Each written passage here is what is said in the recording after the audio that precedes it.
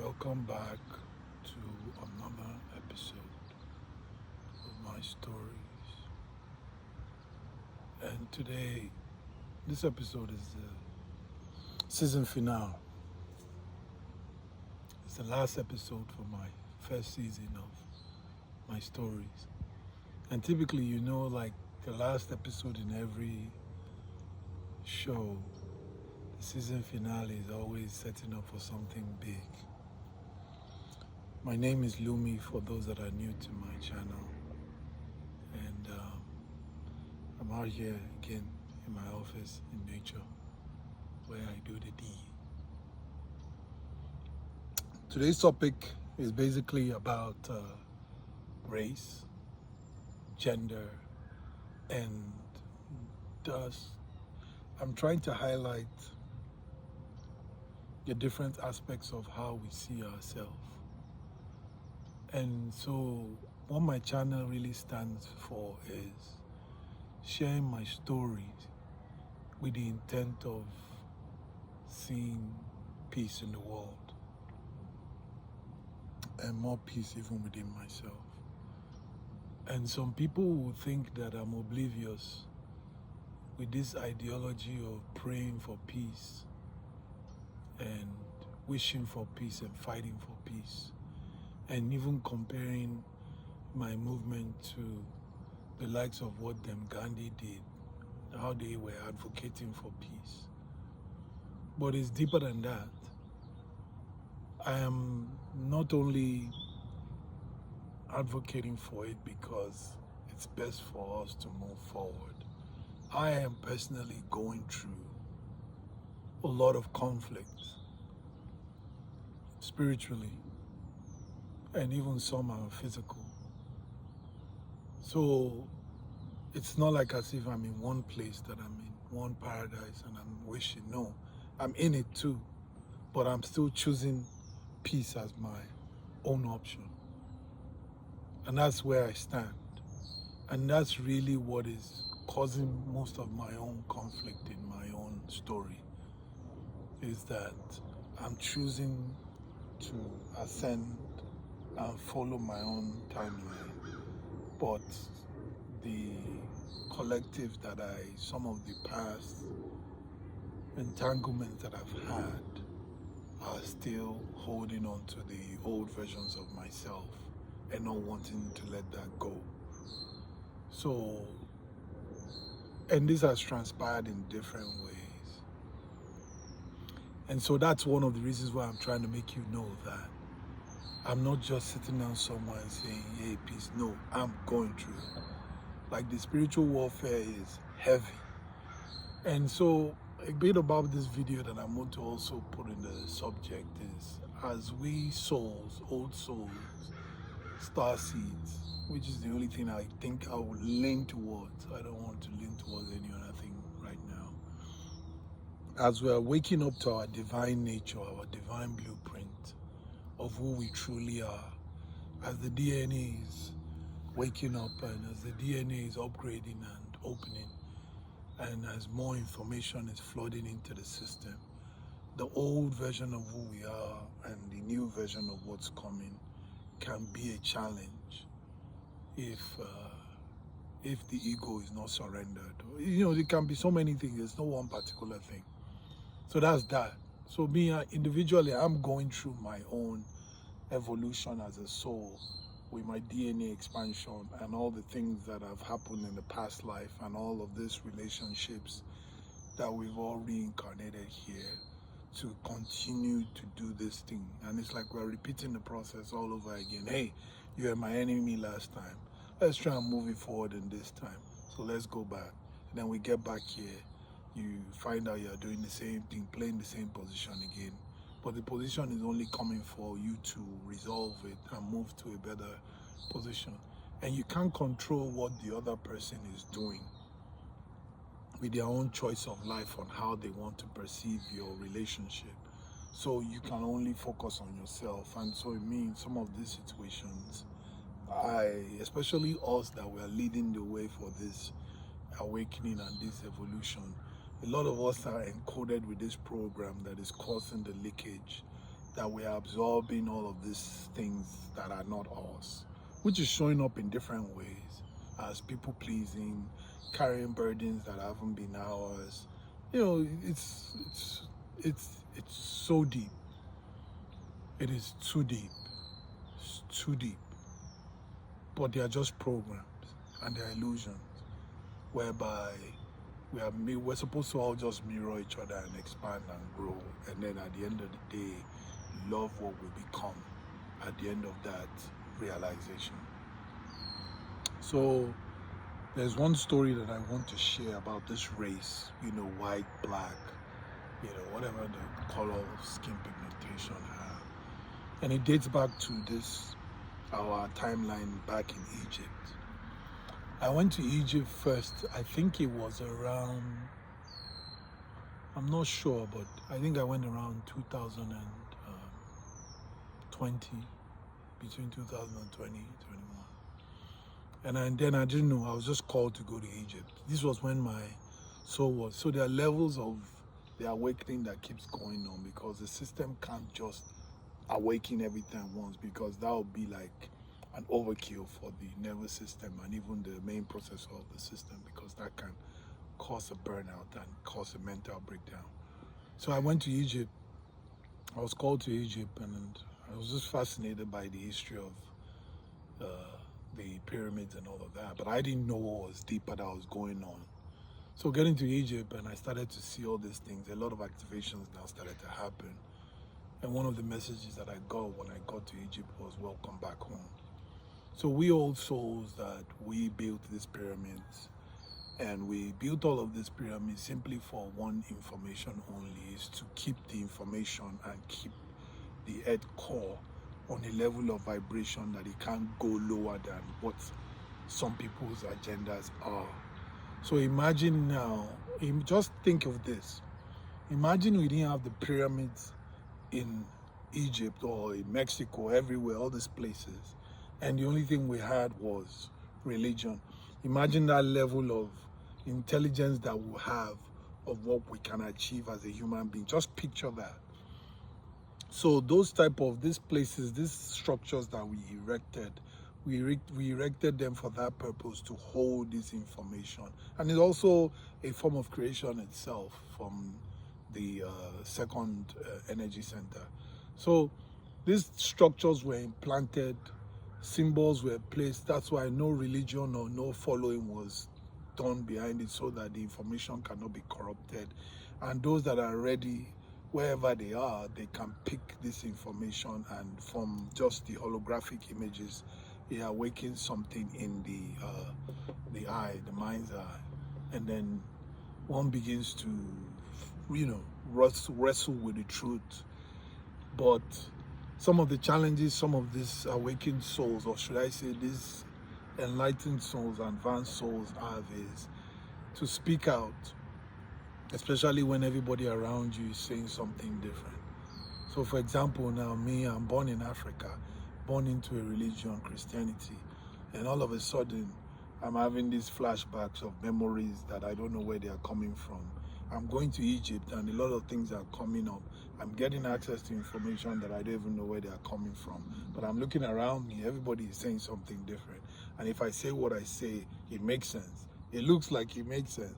But then all around, they are like, no, what are you saying? What are you doing? And then you go back to sleep again. So that's kind of like how some of this conforming ideology that keeps going on in the program, because of that fear of being oneself, or, you know, it's so many layers to it. But that's kind of like the concept. So when I went to Egypt, one of the things that a revelation that I have, which is important to this topic, I didn't even think of it until when I started to think of what information am I going to put out in this video. This video might be a bit long, but definitely not going to be my longest. Was this race story, right? We were all blacks, right? From what I saw, we're all blacks. And that's why we're all in Africa. That's why it's really called the motherland. It's not, this information is there, but it's the real essence of what is important has been buried. So it's called the motherland for a reason, you know, think about it. So we're all there doing our thing.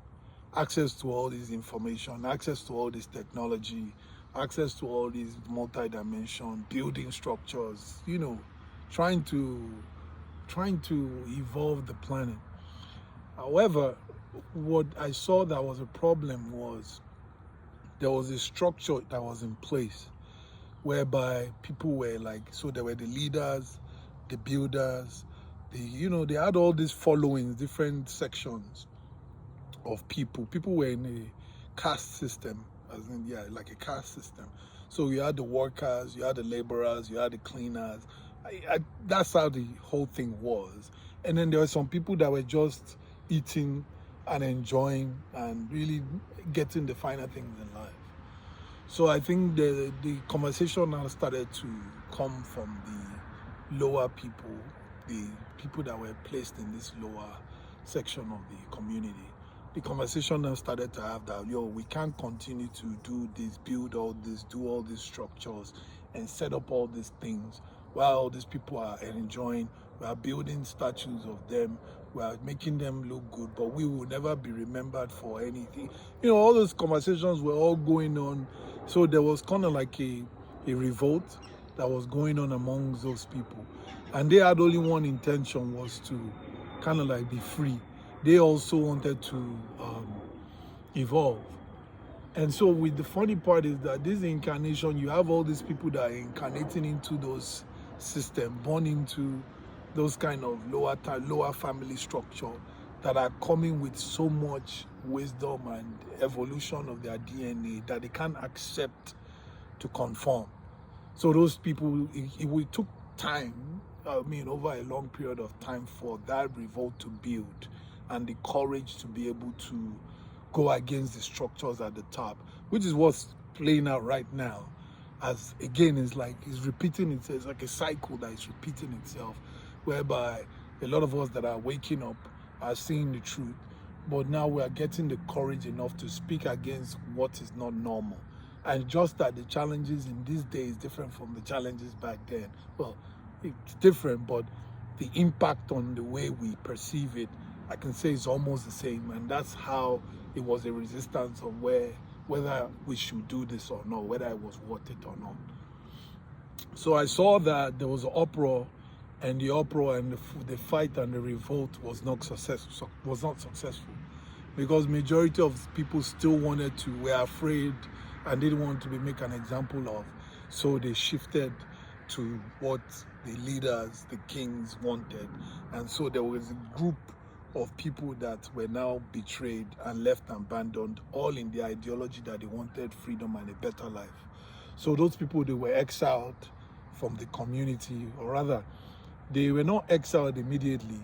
They were kind of like segregated in the community, and they were treating them in such a way like betrayers. They want to upset. So there was this look on them like they were rejected. So as I'm even talking to you, this information is just flowing through, because I only had a concept, but now the whole detail is coming.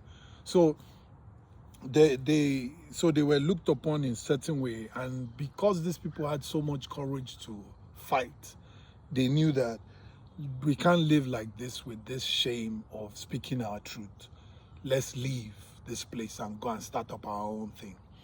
So they gathered up everything that they could, and they began to migrate from that African location to start up their own thing and do their own structure. And so as they were moving, they were experiencing a lot of emotional pain. They were experiencing a lot of turmoils. And so what people don't really understand about the effect of shame, betrayal, heartbreak, pain, especially then when the land was really pure, the earth was very pure and receptive of things that were going on. So again, I'll keep putting in some structures to validate some of the examples of what I'm saying. So you see in the Bible, when Cain and Abel had a fight and the brother killed him, and God said the blood of the brother was calling unto God. That's an example of how I'm trying to explain the sensitivity of the land back then, and how the land was clean enough to to speak against what was not right. So as these people were migrating, as they were migrating with all of their experiences and moving through the land was also experiencing the pain and the betrayal and all of that. So the land also began to react to this movement, because some of these people now felt betrayed. Their hearts became cold and stunned and hardened, simply because like-minded, their own people betrayed them simply because they spoke up. So because of this darkness that started to fold into their system, that darkness started to also erect into the land based on the experience of the uproar. So again, that started to affect the land in terms of shifting the pole of how the tectonic plate of the land was functioning. So then this started to affect the element of the land itself, and that's when we now started to have different seasons. These were some of the causes, because of the extremeness of the evil that was done back then, of the pain, all in the name of truth speaking. The land too started to experience that change in season. So, and this is what's very interesting about this thing. It shows you how powerful the human biofield is in influencing anything that is going on in the world. This is how powerful it is, but we don't have much access to this information to let us know the degree of the extent of it. So as those people begin to experience those darkness and the heaviness, and the land began to react to that darkness and the heaviness, their pigmentation started to change, because they didn't want to also always be in the sun. You know, when you're sad and depressed, you want to go into the darkness and just hide and cover yourself. You don't want to be seen, you don't want to interact.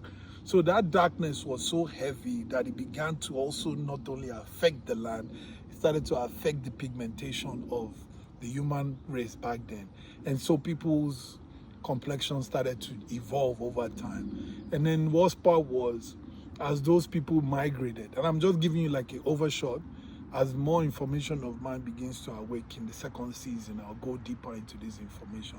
So as these people began to evolve and their pigmentation began to also change, there was also conflict again, as some wanted to go back and one didn't want to continue living in such a hard situation. Some said they would rather go back and continue to suffer than move forward in this project, that it move forward into this liberation of this new system that they are trying to create again, which is also a reflection of our current timeline of those that wake up. And you see it in the Matrix when the guy that betrayed Neo said, I don't want to know what happened to me, put me back. And I can't remember the details, but he was saying, let me forget whatever that happened, this taste, that. He chose to wake up, and then he chose to go back to sleep again.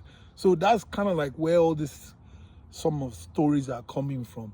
So those people, some of them chose to migrate back because they couldn't continue to suffer. Then another interesting thing was, because they couldn't survive on crops and feed, some still kept coming back to get things from where their homeland was, to continue to replenish their livestock, because of the hardship of the environment where they were camped out at. And that was another thing that was going on. And what's very interesting about it, if you look in the Bible, it's captured, but it's not captured, it's their own stories, their own version of how they saw it. Is when Moses set the people, Israelites, free from Egypt, and they were swallowed by the water. In what they were what I'm saying that's reflecting in that story is, the water is a reference of the emotions, which is what I was explaining about the biofield.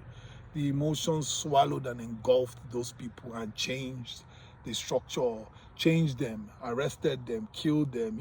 That's kind of like, and the analogy, and think about it, it was in Africa that Moses liberated those people in Egypt, from Pharaoh. And then they were Israelites again, which is now known as Europe. So in there's a little bit of truth in some of those stories that they migrated and they were looking for food and they were questioning God, whether God was behind their movement or not. And so in this story too, those people that migrated in my story, in what I saw, they were also leading, they were also downloading from their oversoul on the directions to move. But again, as the experience of the evolution is so painful that sometimes you might want to abandon the truth. That's one deep line. The experience of the evolution can be so painful that you want to abandon the truth.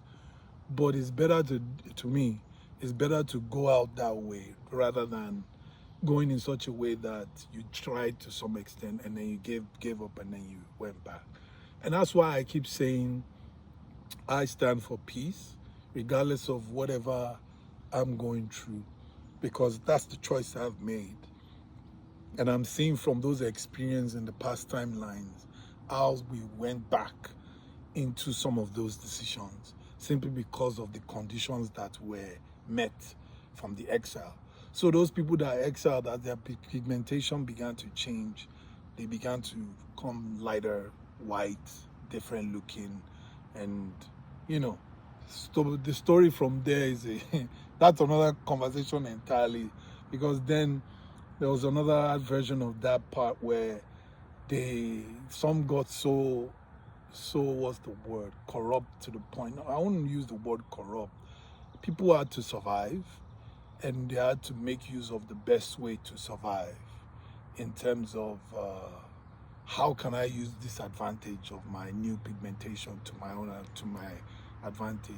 So some will go back and say we were chosen by the gods and we have become purer, and you know that story. But I'm not going into that. The point is just to plant this one down there and let that roll out. So these Egyptian structures that we erected back then are symbols that once you get there, your activation happens in your biofield. And if you observe, if you've ever been to those pyramids or any of those structures, you will notice that everything has to do with the senses. The senses are pretty much how they are designed. So there's sound, which is the structures of the wall, and there's light, the way the sun comes into some of the structures, even some of the pieces that were missing, how the sun, the position of which the pyramids were built, for light to come into the pyramid and channel into all of those structures, symbols to light it up and form this holographic image that it's basically kind of like a projector, basically. And yeah, so that's that. So my point is, again, we've been here before. We've done all of this before, and we're trying to do it again. And this is why I say peace is the best peace is the best option. And I know maybe some of us that are going through it, especially some of these awakened souls that are waking now, are looking at it that why should I always be the bigger person in any conflict that I find myself, especially with relationships. But you know, the thing is, you should look at it in another way. I can say is that look at it in such a way that the bigger person that you're saying you're exhausted, and I know it is. I'm exhausted from this too, but there's no going back. You can't go back. You can't go back to. You can't go back to. How would I put it? What's the best way to put it? You can't go back to tasting biscuits that are chemically made and not understand the beauty of eating a mushroom. You know, I think that's the best way I could have put it. So as you begin to hold on, and I'm seeing that in my own story, as I'm holding on to my truth, holding on to some of these things that have not been integrated, there's still that conflict. These wars have been fought millions of years ago, and I haven't seen much of it. I've seen some of these galactic wars, but I haven't been able to see much more, simply because obviously I'm still caught up in this survival mode. So there's not much information that has been given. But imagine me now as an African, again, I go back to this point, and awakening to my true essence as a star seed and understanding all of this movement and speaking in this culture, speaking about this in my culture is kind of, everybody gives you this, what are you talking about? What is he? This guy has lost it. You know, you get that, and that's some of the ways the system will try to pull you back into conforming, because again, it can be a lonely journey without having to see somebody that's able to reflect the level of depth of where you have, the amount of work that you have done to try and continue to honor the soul's calling. So yeah, that's pretty much it. So selling, I mean, I keep saying selling, even though it's not selling. Gifting peace. Oh, I think that's a better way. It is always going to work out for you if you always choose peace. It might not work out right now. It might not look like it is working out, but it will always work out, because when you choose peace and you choose to always stay in center and love, you are going to always align with that the highest available timeline, which is what your higher self is. Your higher self is as aligned to naturally, and then you can always move forward. So yeah, if you keep staying in the battle, nobody is going to win. Like they say, nobody wins when the family feud, and it's just like a cycle. Just keep doing the same thing over again.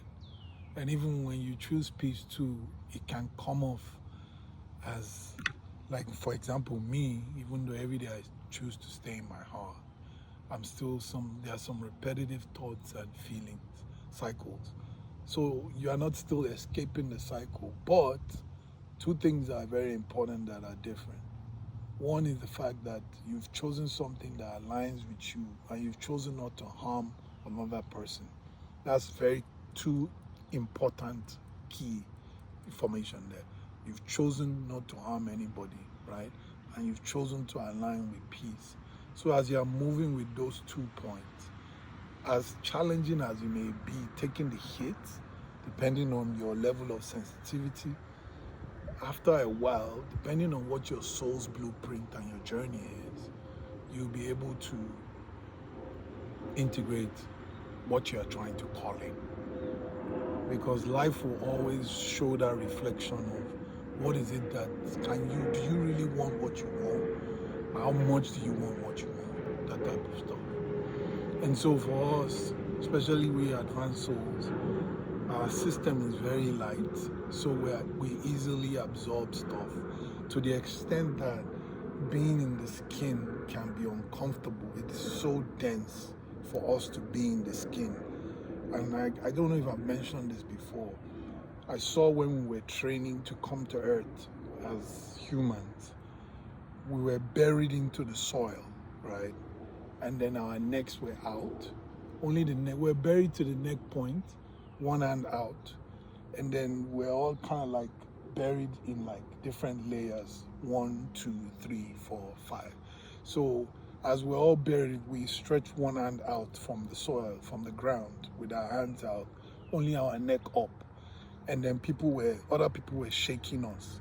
As they kept on shaking us, they were moving to the different person, next person, next person, next person, next, and they kept on going. And that was just preparing us for what it is like being in the body and saying hello to someone in reality. And that's the effect of it. You can imagine the effect of it if you are able to purify the system. That's how challenging it is to stay in the body. So that was how we started to train ourselves for this particular experience that we're all experiencing. And again, the fact is out there. If you look at Lucy, the movie, which was Charlize Theron, there's an analogy there when they were saying the brain, when you begin to utilize the level of the brain, which is kind of like also aligned to enlightenment, when the DNA begins to activate, the brain capacity that which you're using now begins to expand. So the normal capacity that we're used to, which was brought up in the movie, is a limited amount of percentage. So the brain is kind of like numbed and dumbed out. But as the DNA begins to awaken, other aspects of the brain begins to wake up. And then you are now having extra sensory perception to other sense of information. So for those enlightened, the way that it is in the body, for Charlize Theron, with the role she was playing there, she needed those substances to continue to keep her in the body, to continue to keep her grounded in the body. And she had only one intention. The intention was to make sure she passes on the message to humanity for us to know that this is capable. So again, that's another way I'm reflecting into our reality, that all these stories that people are publishing, or they are all based on some of people's experiences. So one of my own projects is to also document this in a movie, to kind of like capture all of this in different perspectives.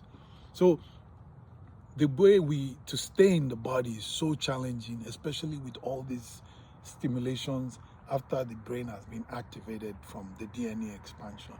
So yeah, and we're feeling it now with the Schumann resonance, the spike, and the way that it's challenging our nervous system.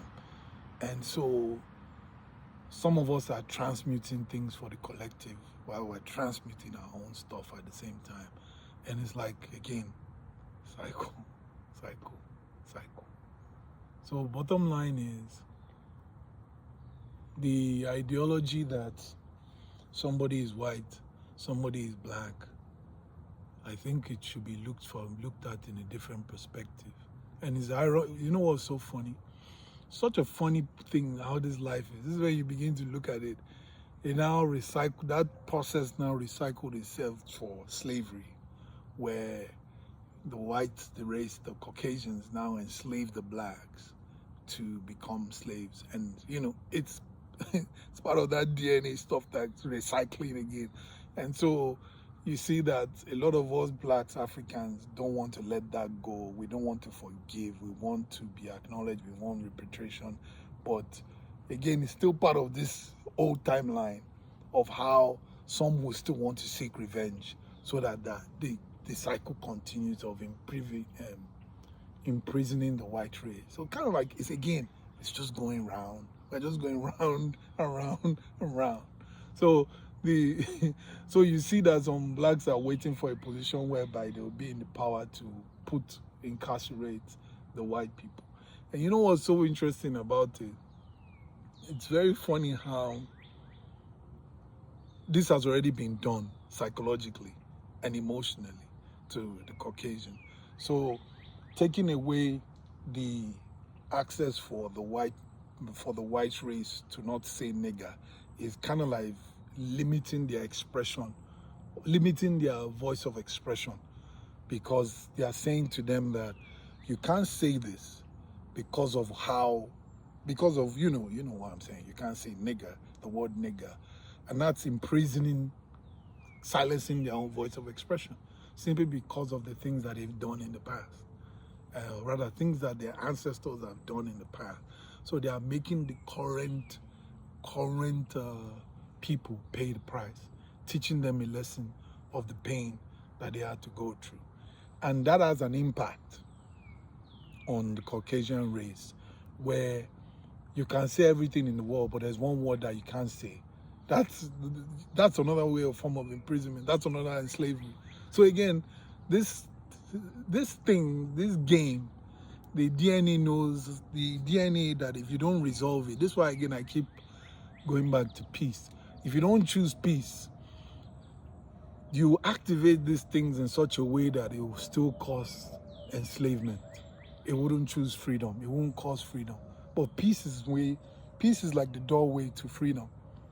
So, and I'm not even downsizing the pain of what we went through, or whether all of that. That's not what I'm here for. Because again, if you jump on that, we're just going to keep doing this pain, cycle of pain.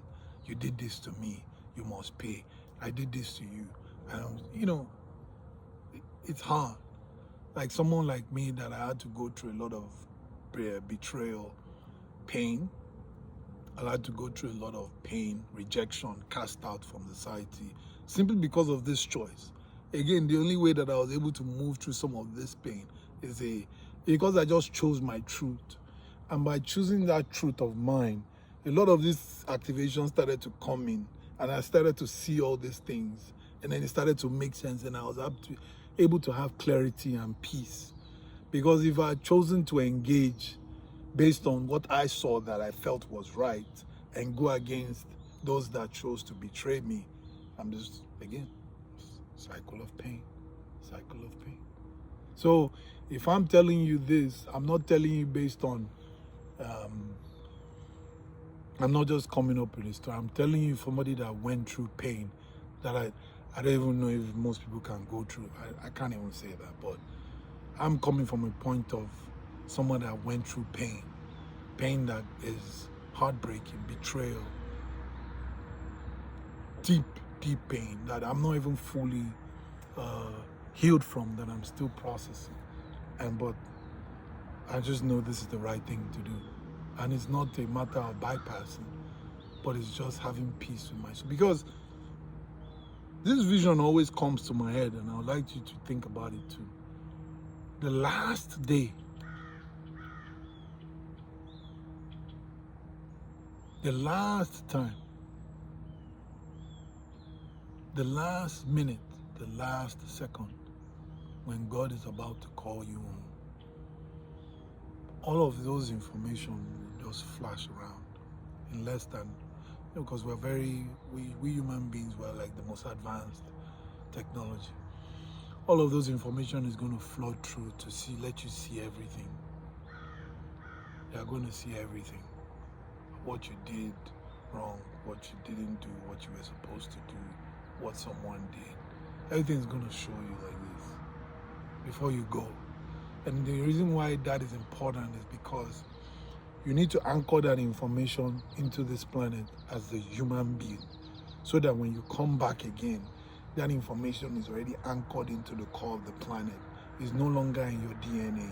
So that when you come here and you begin to wake up, those information begins to come up, and those lessons of what you understood from your near-death experience. That's why some people, they have near-death experiences that lead to a vision, lead to explosion and all of that ideology. It's because of certain things like that. That's how these things are working. So when that time comes, you will see, oh, I made a big mistake. I could have loved. I could have chosen peace. But it's too late now. I'll come back again.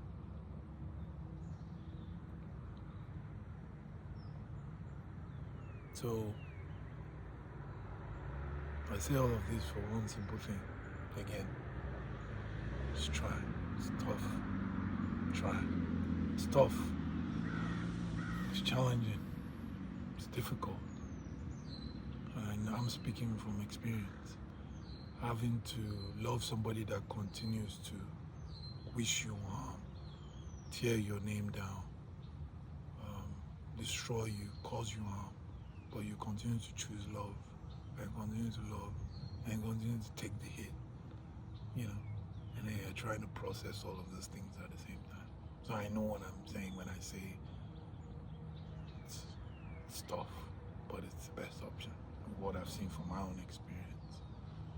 And not only will your soul be proud, God will also be proud, because you begin to see things differently. You get access to different types of information. You get access to stuff. And in the Bible, I don't know why I just keep going. My truth is dry. In the Bible, when they reference that the camel can't pass through the needle's eye, it was a parable that Jesus gave. And that simply is trying to say, when he was telling the rich man to go sell all that stuff. The richness is not necessarily have to be wealth. It also translates into all what you're carrying. All what you are carrying in the ideology of, it could be, I want to cause harm to someone. I want to become powerful. I want to do this. You can't get into that highest timeline, that heaven, your higher self, with all of those baggages. You can't. Because it's not even, I'm telling you from what I've seen, especially how many years I've been on this, you can't access those timelines with all the baggages. Because one, those baggages are going to be causing leakages for your energy system. And it's also going to be tempting you, to go back into it. So again, this is my last one. I'm gonna make it my last one. Think about this.